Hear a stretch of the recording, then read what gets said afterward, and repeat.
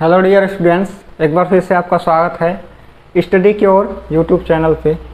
तो पिछले लेक्चर में हमने केस नंबर 3 का जिक्र किया था, जिसमें हमने पाया था कि जब वस्तु C और F के बीच में कहीं पर रखी हुई थी तो उसका इमेज क्या बन रहा था, C से दूर बन रहा था, वस्तु से बड़ा बन रहा था, वास्तविक बन रहा था और उल्टा बन रहा था। ठीक, तो इस लेक्चर में हम देखते हैं कि जब वस्तु अवतल दर्पण के वक्रता केंद्र C पर स्थित हो, यानी when the object placed at the center of curvature of a concave mirror। तो अब हम एक कॉनकेव मिरर की रचना करते हैं।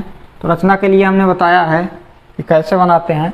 आपको कंपास लेना है, उसमें क्या करना है, अपने पेंसिल को फंसा लेना है। ठीक, तो कंपास का निडल जो होगा, नुकीला निडल जिस पॉइंट पर रखते हैं उस पॉइंट को C बोला जाता है और इससे एक चाप खींचते हैं।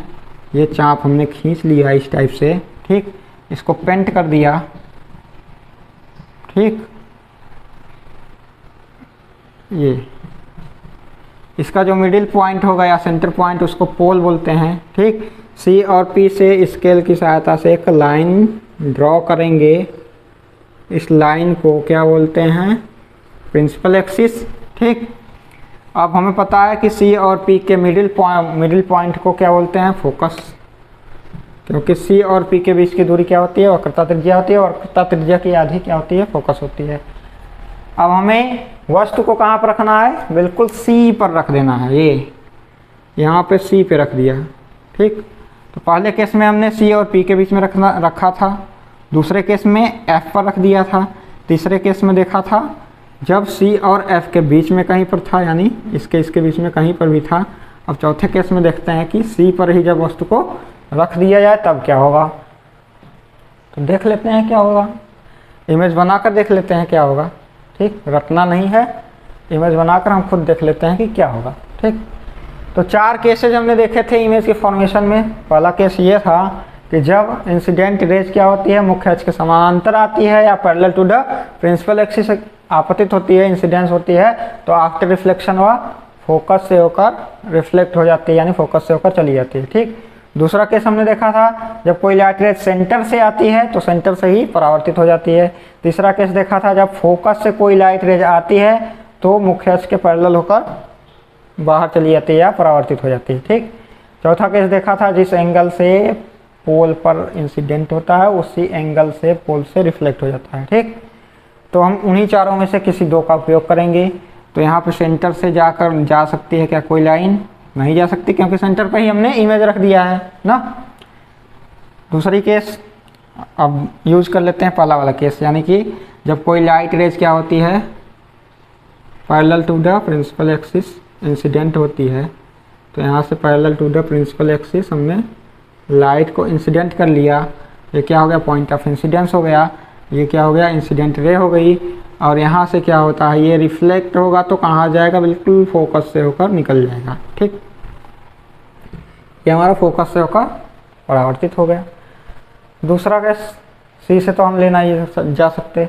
तीसरा केस देखते हैं, क्या हम फोकस से इसको लाइट रेज को इंसिडेंट करा सकते हैं, बिल्कुल करा सकते हैं। तो यहाँ से फोकस से क्या करते हैं, एक लाइट रेज को इंसिडेंट कराते हैं।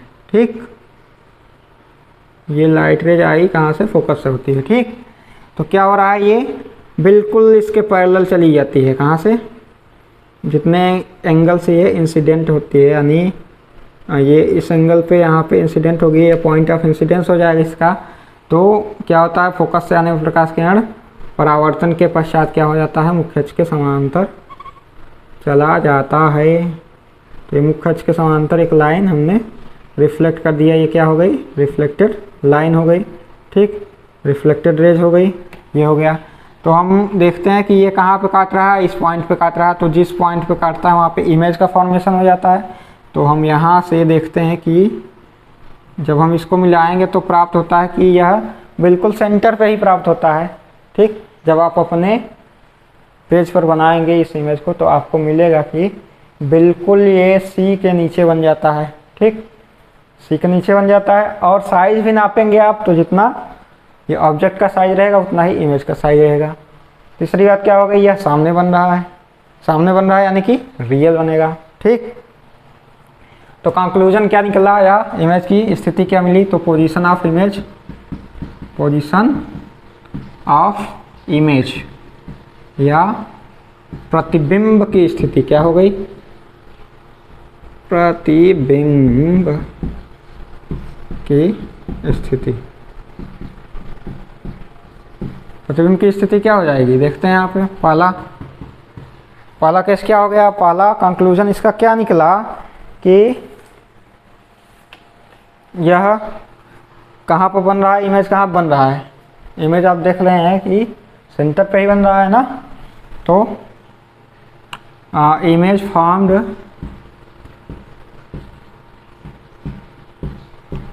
एट सेंटर ऑफ कर्वेचर,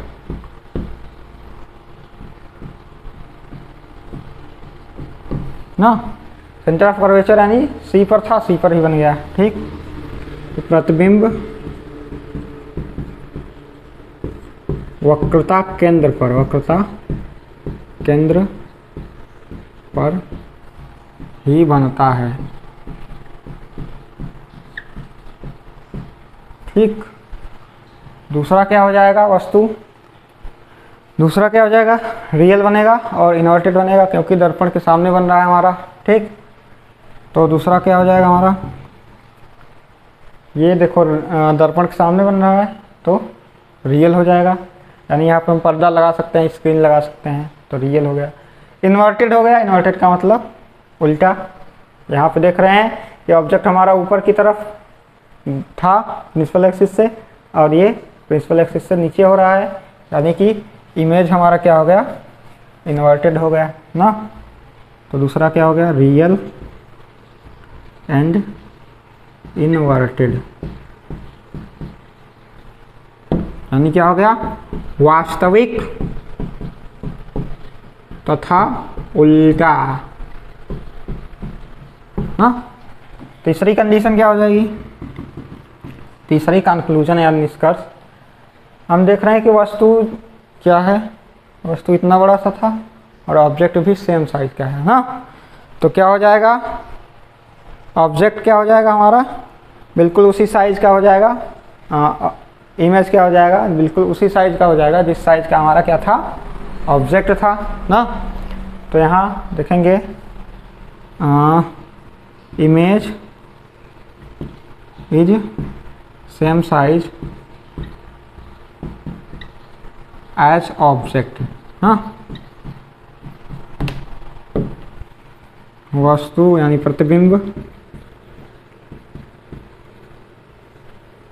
का आकार वस्तु के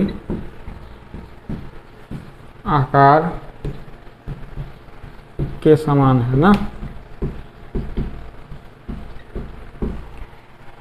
तो ये कंक्लूजन मिल गया, इसको हमने बना कर देख लिया है कि कैसे ये आया है। क्या करना है, गोला प्रकार लेना है, उसका टिप जहाँ पर रहेगा, नुकीला टिप जहाँ रहेगा वह सेंटर ऑफ कर्वेचर हो जाएगा। एक आर्क खींचेंगे और इस आर्क को पेंट कर देंगे। पेंट करने के बाद आर्क का मिडिल पॉइंट जो होगा वह पोल हो जाएगा। सी और पी से होती हुई एक लाइन खींचेंगे। इस लाइन को प्रिंसिपल एक्सिस या मुख्य अक्ष बोला जाएगा। फिर हमको सी पर ही ऑब्जेक्ट को रख देना है और जो नियम थे परावर्तन के, नियम 4 थे, इमेज फॉर्मेशन के जो नियम थे उन नियम को लगा देना है। पहला नियम हमने लगा दिया कि मुख्य अक्ष से आपतित प्रकाश, मुख्य अक्ष के समांतर आपतित प्रकाश किरण फोकस से होकर परावर्तित हो जाती है। और तीसरा नियम लगा दिया कि फोकस से आने वाली प्रकाश किरण मुख्य अक्ष के समांतर परावर्तित होकर जाती है। तो दोनों को मिला दिया हमने।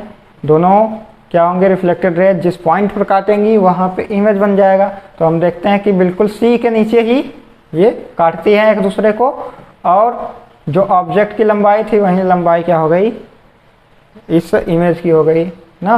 और रियल बन रहा है, रियल यानी कि दर्पण के सामने बन रहा है, इसको हम पर्दे पर प्राप्त कर सकते हैं। ठीक, रियल बन रहा है, इन्वर्टेड बन रहा है यानी उल्टा बन रहा है क्योंकि ऑब्जेक्ट हमारा ऊपर था और ये इमेज नीचे बन रहा है, उल्टा बन गया, वस्तु के बराबर साइज का बन गया। तो आशा करते हैं यह वीडियो आपको समझ में आया होगा, यह लेक्चर आपको समझ में आएगा। Case number 4। ठीक, मिलते हैं अगले केस में, अगले वीडियो में। तब तक के लिए धन्यवाद।